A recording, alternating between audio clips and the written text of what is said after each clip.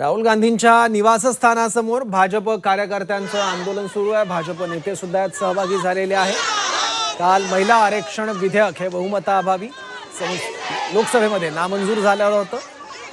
तर या महिला आरक्षण विधेयकाच्या नावानं डिलिमिटेशनचं विधेयक केंद्र सरकार आणू पाहते आणि त्याला आमचा विरोध आहे, महिला आरक्षणाला नाही असं म्हणत या विधेयकाविरोधात काँग्रेसने मतदान केलं होतं। आणि याचाच निषेध करण्यासाठी आता भाजपचे कार्यकर्ते, भाजपचे नेते हे आंदोलन करतायत। राहुल गांधी यांच्या निवासस्थानासमोर हातात काळे झेंडे, वेगवेगळे पोस्टर्स आहेत आणि राहुल गांधींचा या आंदोलनात निषेध केला जात आहे। राहुल गांधींच्या निवासस्थानाच्या दिशेने हे आंदोलन निघालं। यामध्ये रक्षा खडसे देखील सहभागी झालेले आहेत। यामध्ये काही खासदार आहेत भाजपचे, प्रामुख्याने महिला खासदारांचा समावेश आहे।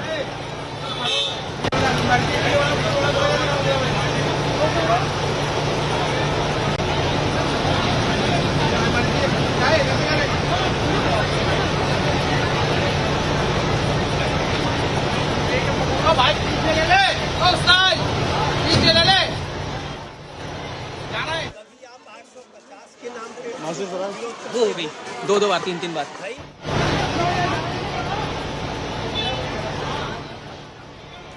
याबद्दल आणखी माहिती घेऊया, आपल्या प्रतिनिधी उर्वशी खोना आता आपल्यासोबत आहे। उर्वशी, या आंदोलनाचं स्वरूप नेमकं काय, म्हणणं नेमकं काय आणि आंदोलनात कोण कोण सहभागी आहे? सध्या आपण जर बघितलं तर कालच ज्या प्रकाराने हा बिल जो आहे जे मत पाहिजे होते त्यानंतर जे मिळाले नाही आणि बिल पारित नाही झाला, त्यानंतर आपण बघतो की वेगळ्या वेगळ्या ठिकाणी आणि आता खास करून राहुल गांधीच्या घराच्या बाहेर आपण बघतो की मोठ्या प्रमाणात सगळ्या महिला उपस्थित झाल्यात आणि ते आंदोलन करत आहेत। नेमकं त्यांचं हे सांगणं आहे की कशा प्रकारे काँग्रेस आणि राहुल गांधी हे महिलांच्या विरोधात आहेत। काँग्रेसने एक मुद्दा घेतला किंवा ज्या प्रकारे वोट केलं नाही आणि त्यामुळे हा बिल तिथेचा तिथेच राहिला, महिलांना आरक्षण मिळालं नाही। एक हिस्टॉरिक ऐतिहासिक असा हा बिल होता आणि तोच विधेयक पारित नाही झाला आणि त्यासाठी जबाबदार प्युअरली काँग्रेस आहे असं त्यांचं म्हणणं आहे। यात नेमकं महत्वाचं म्हणजे रेखा गुप्ता स्वतः पण यात आपल्याला दिसून येत आहेत आणि मोठ्या प्रमाणावर हा आंदोलन आहे। राहुल गांधी यांच्या घराच्या बाहेर हा आंदोलन आपल्याला बघायला मिळतं आहे। इतकंच नव्हे तर जागोजागी सगळ्या ठिकाणी भाजप आणि एनडीए घटक पक्ष वेगवेगळ्या ठिकाणी आंदोलन करणार आहेत आणि नेमकं काँग्रेस आणि इंडिया अलायन्सचे दुसरे पार्टी कशा प्रकाराने महिलांच्या विरोधात असं त्यांना सांगायचं आहे। मैं कल संसद में जब बिल गिरा ना, तो आपने नरेंद्र मोदी जी का चेहरा देखा होगा। उन्होंने कैसे अपने दर्द को रोका, कैसे आंसुओं को रोका। और मैं अपनी बात बता रहा हूं ना, मेरा संसद में उठने का मन नहीं कर रहा था। क्या हुआ भैया, ये 500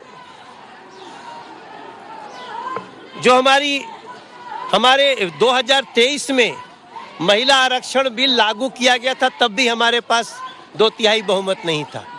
तब इन लोगों ने इसको लागू किया। उस बिल में लिखा है कि इसको 2026 में परसीमन के साथ लागू करेंगे। जब लागू करना हुआ तब इन लोगों ने उसको गिरा दिया। ये कांग्रेस, ये सपा, ये आम आदमी पार्टी, ये टीएमसी, ये डीएमके, इन लोगों ने खुलेआम देश की आधी आबादी को चैलेंज किया है। आधी आबादी इनको जवाब देगी। मुझे तो खुशी है कि ये लोग आज यहाँ आए हैं और हम इनका समर्थन करने आए। आज पीएम एड्रेस करने जा रहे हैं 8:30 बजे देश को, क्या कहना चाहेंगे? उम्मीदें बहुत होंगी उनको सुनने के लिए, महिलाओं को खासकर। मैं तो सभी से बोलता हूं कि अगर आज प्रधानमंत्री जी बोल रहे हैं तो आप सारा काम छोड़ करके प्रधानमंत्री जी को सुनिए, क्योंकि प्रधानमंत्री जी ने ठाना है कि महिलाओं को 33% आरक्षण दिलाना है। हम उसका रास्ता आगे चुनेंगे। हम तो सोचे भी नहीं थे कि जिन लोगों ने महिलाओं का आरक्षण पास किया था, लागू होते समय वही इसको गिरा देंगे। चूंकि गिरा दिया, अब हम तो कुछ नहीं, अब संविधान के अलग कुछ नहीं बोल सकते, लेकिन ये बहनें बोलेंगी। ये जो आज यहाँ इतनी संख्या में आई हैं, इन लोग ने ये लोग आज जब बोल भी रहे हैं और कल कांग्रेस आम आदमी पार्टी को जवाब भी देंगे।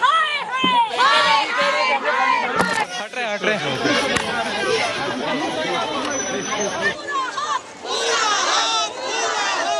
भाजप नेते मनोज तिवारी आता बोलत होते. या देशाच्या अर्ध्या लोकसंख्येला प्रतिनिधित्व न्याय देणारं हे विधेयक काँग्रेसमुळे पास होऊ शकलं नाही, विरोधकांमुळे पास होऊ शकलं नाही. महिलांचं कल्याण त्यांना नको आहे, महिलांचं प्रतिनिधित्व त्यांना नको आहे असं म्हणत मनोज तिवारी यांनी टीका केलेली आहे.